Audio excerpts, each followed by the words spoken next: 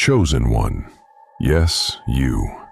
The one who felt something go still the second this started playing, like a room going quiet after a door finally closes. Before we begin, do something for me. Sit down. Wherever you are, find a place where your back has something to rest against. Put your phone face down. Not off, not away, just face down, so nothing can flicker at you while we talk. Unclench your jaw. You did not notice you were holding it. Most chosen ones don't. Now breathe all the way out, all the way to the bottom, until there is nothing left, and let the next breath come on its own. And let your shoulders drop. They have been up around your ears for a long time, and nobody noticed, including you. Good. That is the chosen one I am speaking to. Now listen, because this message found you for a reason. Somewhere recently, someone realized you had stopped needing them, and everything changed. They called it coldness. It was not. Detachment is not coldness, and before this ends, you will understand the difference in your bones. So let us talk, slowly, about what they said about you.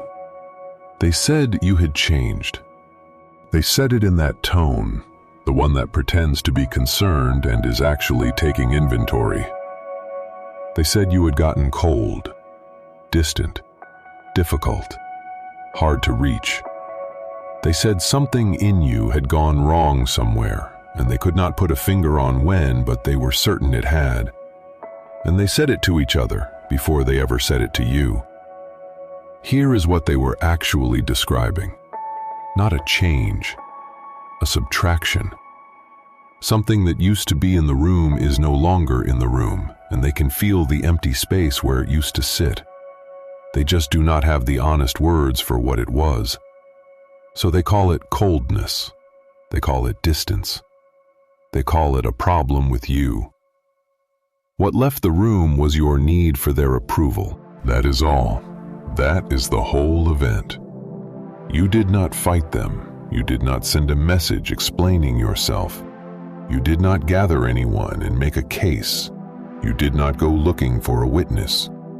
You simply stopped bringing your life to them for review. You stopped handing over the decision before you made it. You stopped narrating the plan to see whose face went tight. You stopped calling to check whether the thing you already knew was true was allowed to be true. And the moment you stopped, every lever they had went loose in their hands. They are still holding those levers, chosen one. That is the part nobody tells you. They are still pulling. They just are not connected to anything anymore. Imagine two people holding a rope, both of them pulling hard. All that tension, all that strain, both sets of heels dug into the dirt. It looks like a battle. It feels like a battle. And then one of them simply opens their hands. No shout, no announcement, no final word, just open hands. Who falls? Not the one who let go. The one who was pulling falls backward, hard, from the force they were generating themselves. They land on the ground and they look around for who pushed them. Nobody pushed them. That was their own strength coming back to collect. That is what happened. That is why they are confused. They keep looking for the moment you attacked, and they cannot find it because it does not exist. If this is landing where it is supposed to land, do me one small thing. Tap the like and subscribe. Not for me. There is someone tonight sitting in a quiet house believing they broke something, and the algorithm is the only road that reaches them. You would just be paying it forward. Now, back to it. They read your silence as collapse. That was the mistake, and it was an honest one, because silence has looked like collapse to them their whole lives. When they go quiet, it means they have run out of moves, so they assumed the same of you. They gave it a week, They gave it a month. They waited for the call that always came, the one where you softened first, explained yourself, smoothed it over, made yourself smaller so the room could stay comfortable. The call did not come, and in that silence they discovered something they were never supposed to discover. Your quiet was not an absence of moves. Your quiet was the move. It was not collapse, it was structure. It was a load-bearing wall going up where a revolving door used to be. Imagine this, a boat at anchor, and everything anyone admires about it sitting above the waterline. The paint, the rigging, the clean line of the deck. Nobody praises the keel because nobody sees the keel. It hangs down in the cold dark under the hull, doing the one job that matters, which is refusing to let the whole thing roll over when the weather turns. Take the keel away, and the boat is still beautiful for about a minute. Your silence was not the missing paint. Your silence was the keel going in. Here is the line they cannot say out loud. Your absence explained your value better than your presence ever did. You were never difficult. You were available. And they mistook the availability for the person.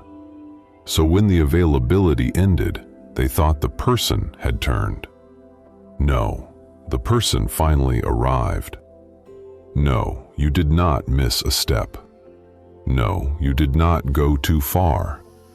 No, you do not owe anybody an explanation for the day you stopped auditioning for a role you were already living.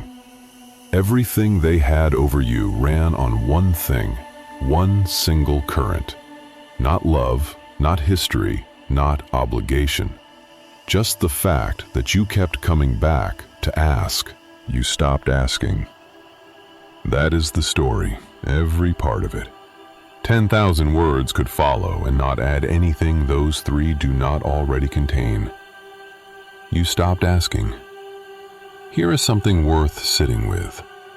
What happened to you was not rare. It was not personal.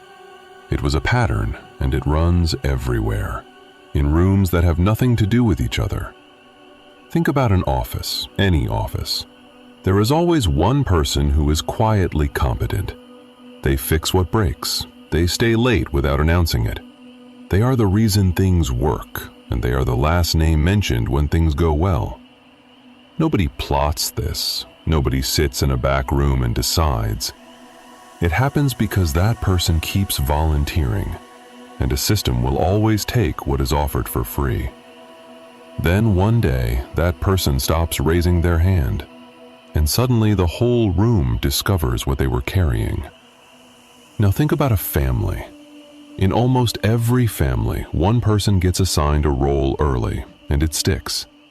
The one who always understands, the one who does not need explanations, the one who absorbs. Nobody asks if they wanted that job. They are simply given it, quietly, again and again, until everyone forgets it was ever assigned. And when that person stops absorbing, they are called difficult. Not because they became difficult, because a load was set down, and everyone else finally felt the weight of it. Look at a friend group.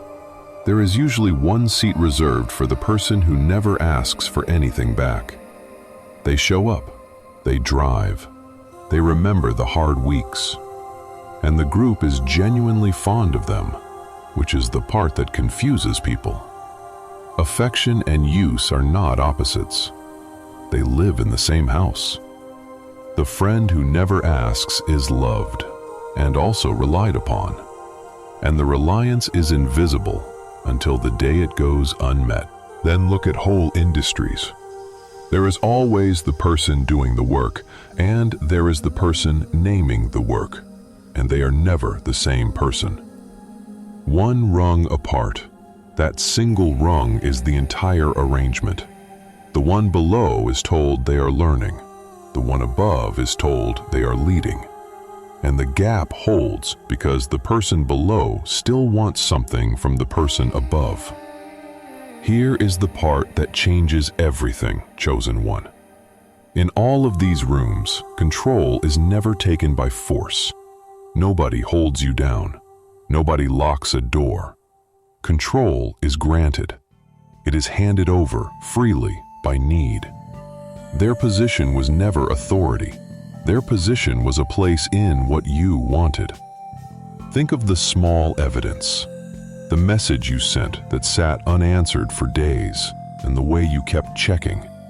Not because the message mattered that much, but because the silence had a vote in how your day went. That vote was the whole arrangement. Think of the meeting where your idea arrived without your name attached to it. You noticed. You said nothing. You told yourself it was fine, and part of you was waiting for someone to correct the record. That waiting was the leash, not the theft, the waiting. None of those are stories about cruelty. Most of the people in them are ordinary, tired, doing what worked last time. That is the uncomfortable truth of this whole thing, chosen one. You were not surrounded by villains. You were standing in a structure, and the structure was doing what structures do.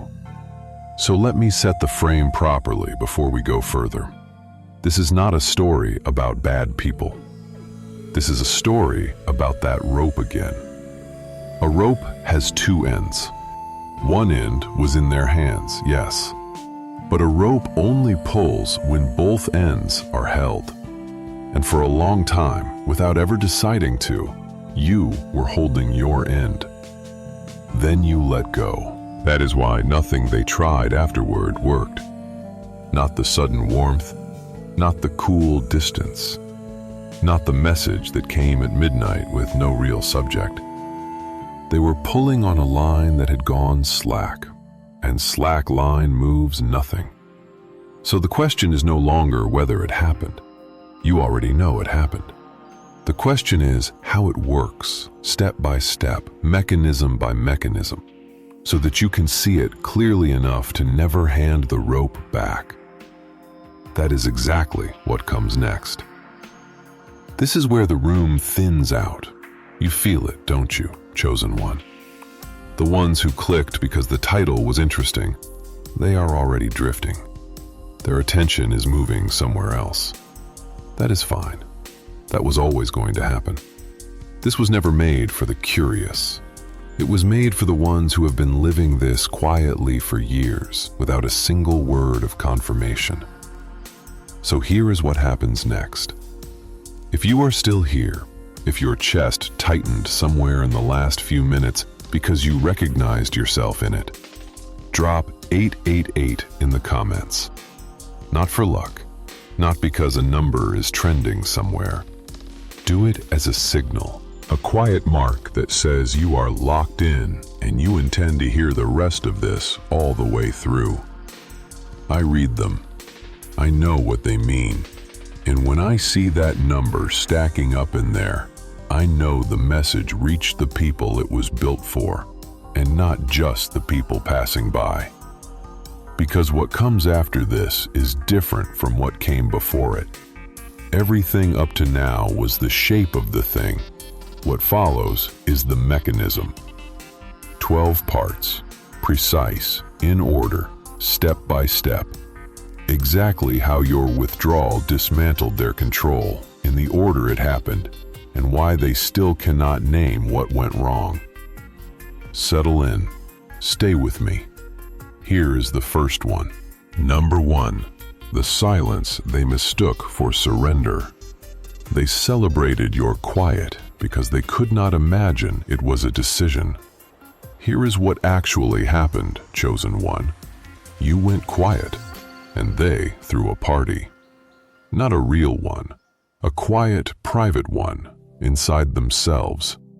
Because in their world, a person who stops arguing is a person who has run out of arguments. A person who stops explaining has admitted there is nothing left to explain.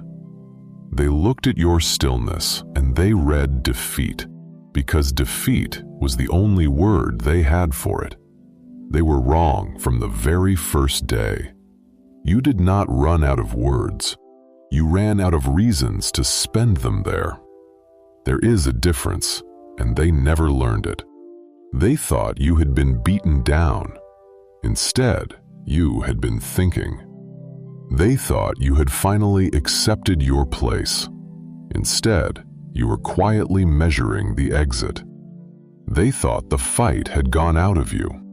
Instead, the fight had simply stopped being available to them. And here is the part that matters most. They built on that mistake. They made plans on top of it. They spoke about the coming months as though your cooperation was already secured, as though it were a foundation poured and set. Every arrangement they made after that day rested on a reading of you that was false the moment they made it. Imagine this: a phone ringing in an empty house. It rings, and the sound fills every room. And the person calling hears that ringing and thinks, they are just busy, they will pick up soon, any minute now. They call again the next day. Same ringing, same story they tell themselves, but the house is empty. It has been empty for a while. The ringing is not a sign that someone is coming. The ringing is only the sound of a call meaning nothing at all. That is what your silence was. Not a person refusing to answer, a house you had already walked out of. You might wonder why they never checked, why nobody looked closer, asked a real question, noticed the change in your eyes. Because checking would have cost them the comfort. As long as they did not look, they got to keep the version of you that was convenient, and comfort is the most expensive thing a person will ever protect. Here's the line they can't say out loud. They did not win your silence. You withdrew your voice, and they picked up the empty air and called it a victory. No, you did not miss a step, chosen one. No, you did not go too far. What felt like weakness in you was the first correct move you had made in a very long time. Withdrawal looks identical to surrender from the outside. That is exactly why it works. Nobody defends against a thing they are busy celebrating. Everything they built in those months, they built on sand, and they will not find out until the ground moves. Number 2, what your approval was actually paying for. Every time you asked what they thought, you were handing over a currency you did not know you had. There was an economy running between you and them, and you were the entire market, not a metaphor. A working system with a supply side and a demand side and a price that moved. You supplied the demand. You wanted an answer.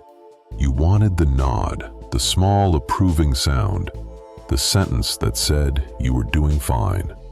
And because you wanted it, they got to decide what it cost. That is the whole mechanism. Their leverage was never talent.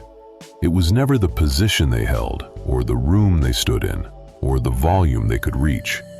Those things looked like power because they arrived wrapped in confidence. But confidence is just packaging. Underneath, the only thing holding the structure up was one simple fact. You kept coming back to ask. Watch how the pricing worked. Early on, approval was cheap. They gave it freely, warmly, quickly. That was the introductory rate. Then, once you were used to receiving it, the price went up. Now you had to work a little harder for the same nod, then harder still. Then it became conditional. Then it became rare. And rare made it feel valuable, and feeling valuable made you chase it, and chasing it raised the price again. The scarcity was manufactured. You paid the inflation. Imagine this, a coin that only spins in one town. Beautiful coin, heavy in the hand, stamped clean, the kind of thing you would keep in a drawer and take out to look at. In that one town, it buys anything. Bread, shelter, a seat at the good table. So you spend your life earning that coin, hoarding that coin, arranging your days around the mint that makes it. And then one afternoon, you walk past the town line, out to where the road opens, and you hold the coin up in a shop in the next valley, and the shopkeeper looks at it politely and shakes his head. Not worthless, just not currency. Everything that coin could buy existed only inside the walls that issued it. And the moment you were standing outside those walls, the mint stopped being a mint. It was just a building with people in it. You might wonder why they seemed so powerful for so long. Because you were the one setting the exchange rate. Every single time you asked, you personally revalued their opinion upward. They never had to defend the price. You paid it in advance.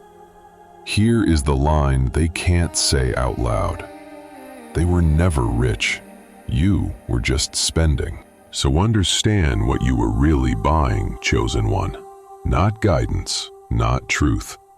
You were buying a temporary feeling of permission at a price that rose every year from the only vendor you allowed yourself to visit. And the day you stopped asking, the entire market closed. No announcement, no transition.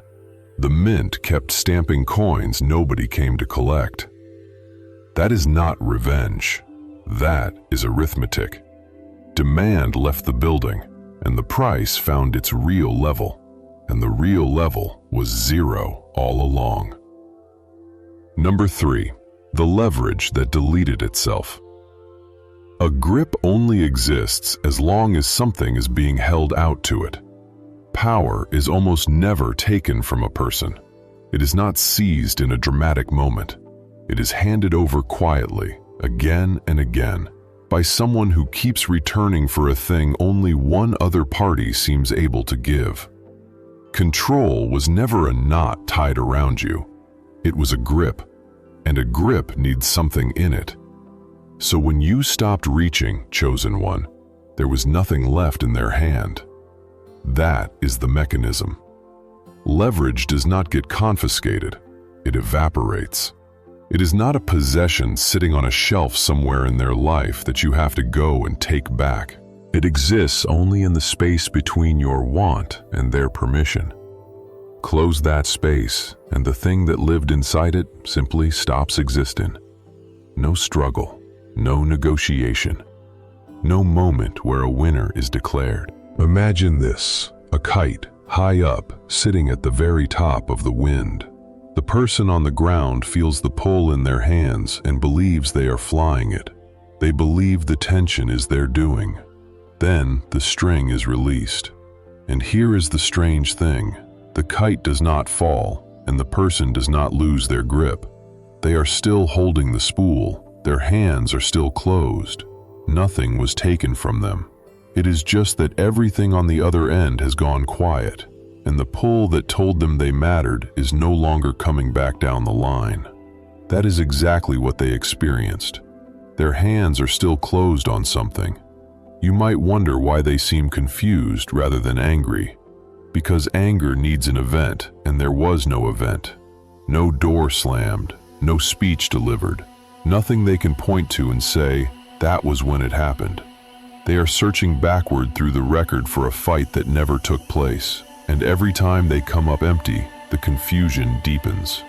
That is why they keep asking what changed. They are trying to locate a moment that does not exist. Understand what this means about all the effort you were told to make. You were told you needed to state your case, prove your worth, sit them down and explain yourself until they finally understood.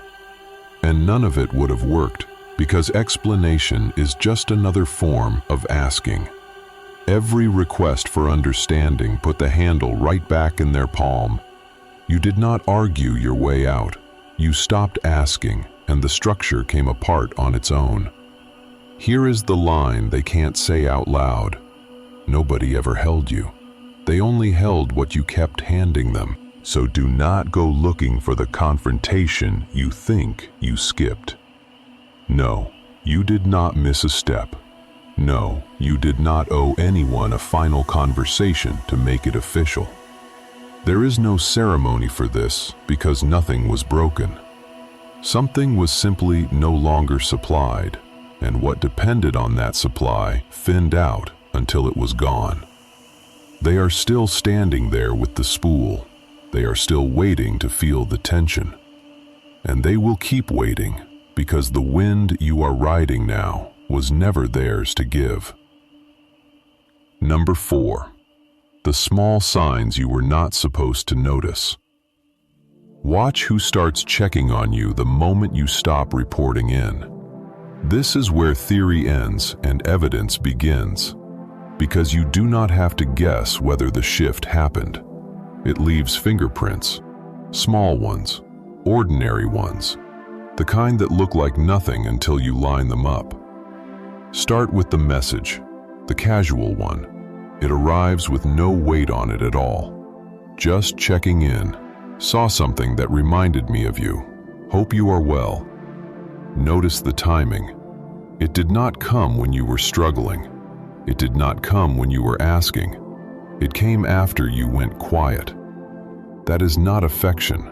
That is instrumentation. Someone is taking a reading.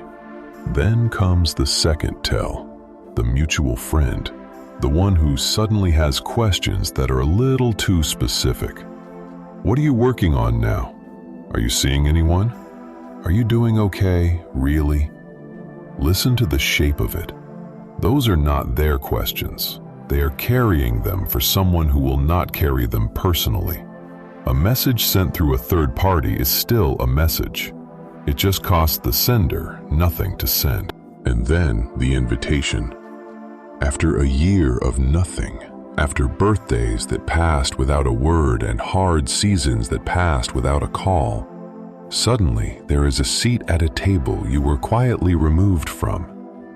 They will frame it as warmth. It is inventory. They are counting what is still in the room. Imagine this, a moth that spent every night circling a porch light. It never questioned the light. It never asked what the light was for. It just orbited because the glow was the whole map. Then one night the light goes dark, and the moth keeps circling anyway, around and around an empty fixture, beating itself against cold glass, waiting for something that has already stopped. The light is not cruel. The light is not punishing anyone.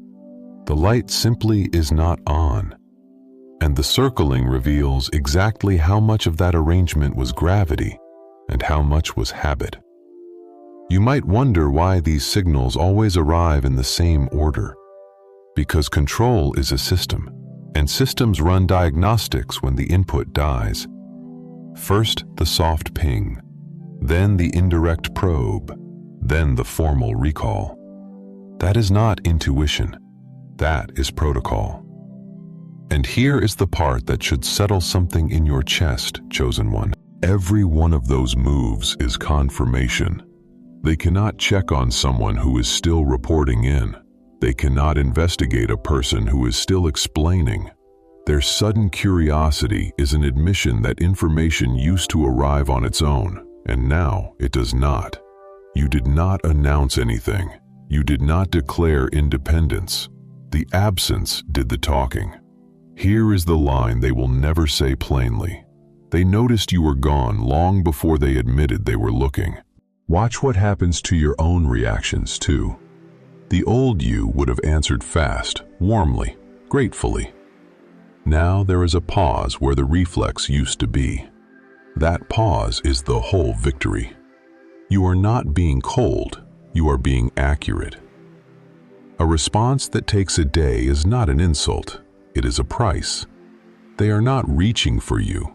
They are reaching for the version of you that used to answer, and that person no longer lives at this address. Number 5. The escalation, then the softening. First they pushed harder, and when nothing moved, they changed their voice. There is a sequence to this. It is not random. It happens in 2 phases, and once you see the shape of it, you can never unsee it. Phase 1 is volume. When your silence first registers, their instinct is not to reflect. Their instinct is to push harder. More messages, longer messages, sharper edges. The requests become demands. The suggestions become instructions. What used to be a light hand on your shoulder becomes a clamp. They are not being cruel here.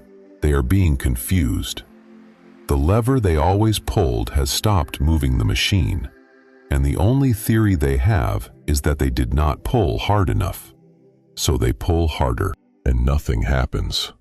That nothing is the most important nothing of your life. Phase 2 arrives after the pushing fails, and it does not look like Phase 1 at all. The volume drops, the warmth returns. Suddenly, there is nostalgia. Suddenly, there is history. Do you remember when? We go back so far.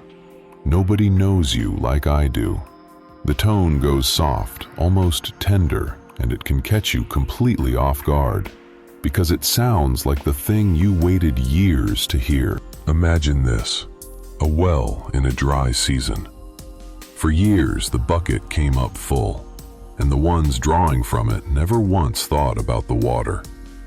Then the level drops, so they drop the bucket faster, harder.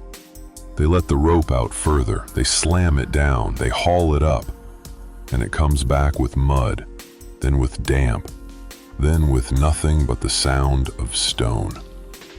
And when force stops working, they stop slamming. They start speaking gently down into the dark. They call the well by name. They talk about the old summers. They remind the well how good it used to be to everyone. And the well, chosen one, does not answer. Because a well does not decide to give water. It simply has what it has. And what it had was taken while nobody said thank you. You might wonder why the sweetness comes second and not first. Because sweetness is expensive. Pressure is cheap. Nobody spends warmth on a person they still believe they control. Tenderness is what they reach for when the cheap tools are already broken on the floor. That is the entire tell of the arc. Not the escalation alone, not the softening alone, the order. Here is the line they can't say out loud. They were never kind to you. They were kind to the version of you that kept saying yes. And once you understand that, the softening loses its power. You can receive it without being moved by it.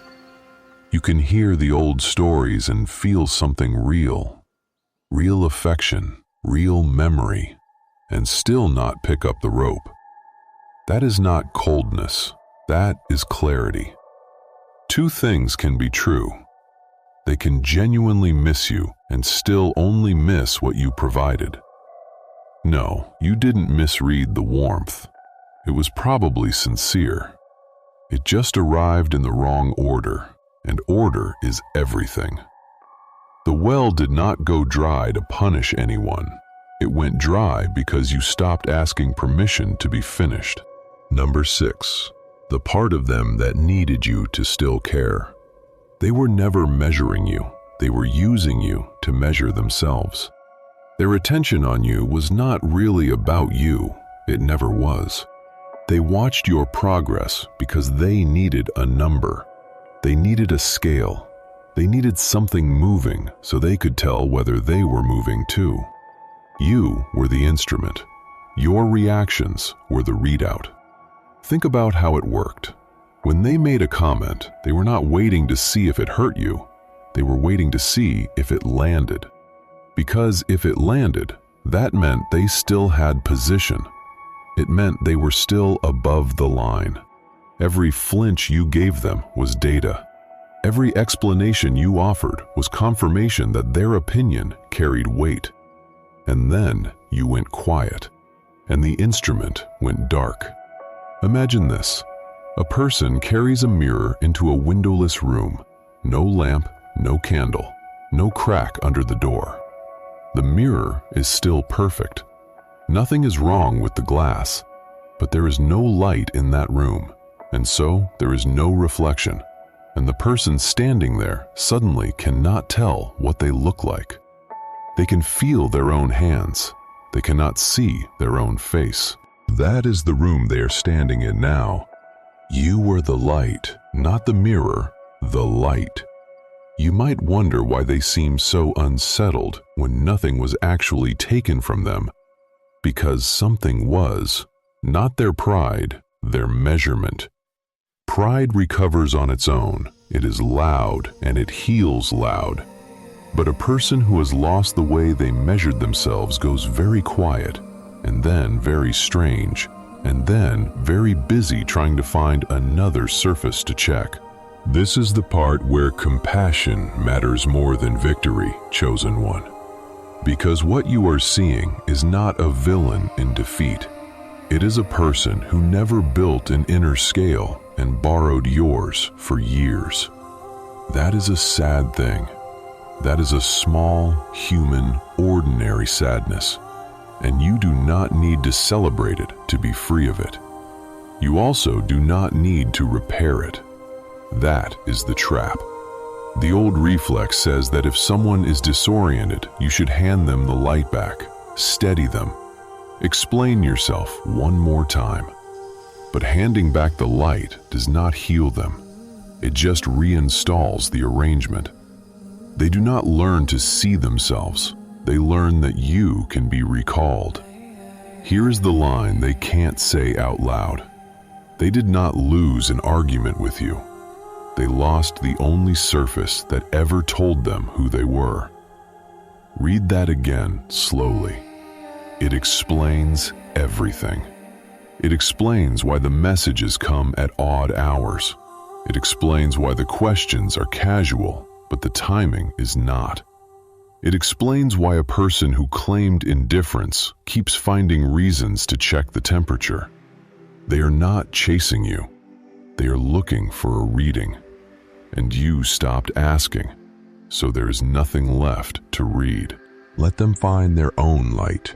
It is the only kind that lasts, and it was never yours to give. Number 7. Why the story about you keeps getting rewritten. A version of events only needs retelling when the original stopped holding. You started noticing it a while ago, chosen one. The account of your life changed shape, not once, repeatedly. First you were difficult, then you were lucky. Then you were never really that involved to begin with. Same events, different narration. And every draft arrived a little later than the last, a little more careful, a little more polished at the edges. That is not memory. That is maintenance. Understand the mechanism. A story only needs revising when reality stops confirming it. While they were still explaining you as the one who could not, the world agreed with them enough for the story to stand on its own. Then the outcome arrived, and the outcome did not match the file. So the file had to move. They are not lying to you. Most of them are not even lying to each other. They are lying to the gap. The gap between what they said would happen and what happened anyway. Something has to fill that space, and the truth will not fit, because the truth has your name on it. So they narrate, constantly, to anyone who will hold still. Imagine this: a stretch of wet sand at low tide, and your footprints pressed into it, deep and unmistakable, running straight out toward the water. Then the tide comes in. It does not argue with the footprints. It does not deny them. It just moves over them, again and again, smoothing and flattening, until the sand is blank and the beach looks like nobody ever walked there. But the walking happened. You are on the other side of that beach right now. The tide can only erase the record. It cannot recall the distance. That is what the rewriting is. Water over sand. You might wonder why they revise it in front of people who were actually there. Because the audience was never the point. The retelling is not aimed at the witnesses. It is aimed at the teller. Each new version is an attempt to fall asleep, and it fails, and so it gets told again tomorrow in slightly different words. Here is the line they cannot say out loud. They are not remembering what happened. They are rehearsing something that will let them stop thinking about it. And that is the strange mercy in all of this. You do not have to correct any of it. You could not correct it if you tried, because the revision is not responsive to evidence. It is responsive to discomfort. Show up with proof, and they will simply write a version that includes the proof and removes the meaning. There is no document you can produce that ends this, because you are not in an argument. You are in someone else's coping. No, you did not miss a step. No, you did not go too far. You just walked past the range of the story they built, and stories that cannot reach you have to be rebuilt smaller, so that whatever is left inside them still fits. Let them write. Let the drafts pile up. The version that matters is the one being lived, and you are already several chapters into it while they are still fixing the first page. They keep rewriting the beach. You already crossed it. Number 8. Why it happened now and not 5 years ago. Nothing snapped. Something finished setting. Quietly, chosen one, you have been asking yourself a question you would never say out loud. Why now? Why not sooner? Why did it take so long for something so simple? And underneath that question is a quieter accusation that you wasted years, that you were slow, that a braver version of you would have walked away a long time ago. Let that go. It was never about courage. What changed in you was not a decision. It was an accumulation. Every unanswered slight added something. Every time you swallowed a correction, something recorded it. Every night you rehearsed a conversation you never had, a layer went down. None of it looked like progress. All of it was. They believe you snapped. You did not snap. They believe something happened. Nothing happened. They are searching for the incident because they need a cause they can argue with. There is no incident. There is only a total that finally came due. Imagine this, a pond in late autumn. All season the water sits open and dark, and anyone walking past would say nothing is happening there. Then a cold week comes. The surface stays liquid. Still nothing. The temperature drops another degree, and another, and the water gives up its heat in silence, one thin fraction at a time, invisible from the bank. Then one morning a man walks down and the pond holds his weight. He tells everyone it froze overnight. It did not freeze overnight. It froze all season and finished overnight. The last degree got the credit. The others did the work. That is your timing. That is the whole answer. You might wonder why it felt sudden to you too, if it was building for years. Because thresholds always do. You do not feel the crossing while you are accruing. You feel it the moment the weight is bearable, and the mind, which cannot see the accrual, reports it as a change of heart. It was never a change of heart. It was the arrival of a capacity you had been building the entire time you thought you were failing. So no, you did not wait too long, chosen one. You could not have moved sooner.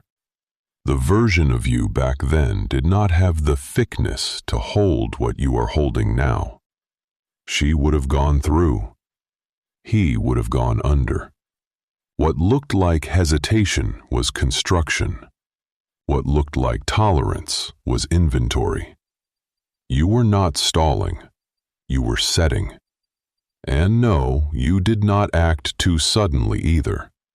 Nothing you did was rash. It only appeared abrupt to people who never watched the water. Here is the line they can't say out loud. They did not lose you the day you left. They lost you across 100 days they never bothered to notice. That is why they cannot locate the moment. They are combing through the final week looking for the argument, the insult, the trigger. It is not there. It was distributed. It was spread across every ordinary evening they assumed was fine. And every ordinary evening they assumed was fine was another degree gone out of the water. So stop auditing the calendar. Stop asking whether you should have known younger or last spring or the first time you felt it in your stomach and talked yourself out of it. You knew exactly when knowing became possible. The day you stopped asking was not the day you decided. It was the day the last degree fell. You were never late. You were still setting. Number 9. The authority that came back to your own hands. You did not gain confidence. You stopped lending it out. There is a difference between building something new and reclaiming something borrowed. What you feel now is not a new muscle. It is a returned possession.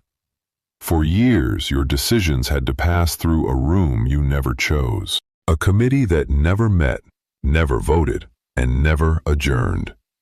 You would consider a direction, and before the thought finished forming, the room would speak. What will they say? How will it look? Who will be disappointed? That committee was invisible, and it was expensive. Watch what happens now, chosen one. You make a decision, and it simply resolves. There is no delay while you poll the phantom chairs. There is no rehearsal of the defense you would have to give. The decision lands in you, and it stays landed. That speed unsettles them more than any argument you could have made, because they cannot find the seam where they used to insert themselves. Understand the mechanism. Their control was never force. Force is visible, and force gets resisted. Their control was jurisdiction. As long as your choices required ratification, they held a seat. The moment you stopped submitting the paperwork, the seat dissolved. They did not lose power over you. They lost standing. Imagine this, a compass that has been sitting on an iron table for years. Every reading it gave was confident, precise, and wrong. Not broken, just bent by proximity. Then someone lifts it, carries it across the room, and sets it down on bare wood. The needle swings, hesitates, and settles. It did not learn north. North was always in it. The iron was simply louder. That is what happened to you. You were not repaired. You were relocated. You might wonder why your judgment feels sharper now when you have learned nothing new. Because accuracy was never the problem. Interference was. Remove the interference, and the instrument you always were begins reporting the truth it was built to report. This is why the change reads as arrogance to them. From the outside, self-permission looks identical to defiance. They see someone who no longer explains, and they assume hostility. There is no hostility. There is only a person who stopped routing internal matters through external offices. You are not refusing them. You are simply no longer filing with them. The distinction is invisible from where they stand, and it will stay invisible. Here is the line they can't say out loud. They never took your authority. You handed it over in exchange for a peace that was never delivered. Sit with that. The transaction was voluntary. That is not a wound. It is good news. Because what you gave, you can take back without permission, without confrontation, and without a single conversation. And you already did. You stopped asking, and the office closed the same afternoon. No, you did not become someone else. No, you did not harden. You returned to the settings you were made with and discovered they were excellent. They will keep looking for the moment you turned. There was no moment. There was only a compass set down on clean wood, finally free to point where it always pointed. Number 10. Who starts arriving when you stop chasing? Doors open for people who have stopped knocking. Something changes outside of you, and it happens on a delay. First, you go quiet inside. Then the world rearranges. Not because you announced anything, because you stopped leaking. Chasing has a smell to it, chosen one, and everyone can detect it. The eagerness in the follow-up message, the over-explanation, the 3 paragraphs where one line would do. When you stop chasing, that signal goes silent, and a different signal takes its place. Imagine this: warm bread pulled from an oven. The loaf does nothing. It does not call anyone. It does not walk down the hall introducing itself. It simply sits there and finishes becoming what it already was. And yet the smell travels. Under the door, down the stairs, into rooms the baker has never entered. People stop what they were doing and turn their heads and start moving toward the kitchen without deciding to. That is what a person becomes when the wanting burns off. You are not recruiting. You are simply done in a way that carries.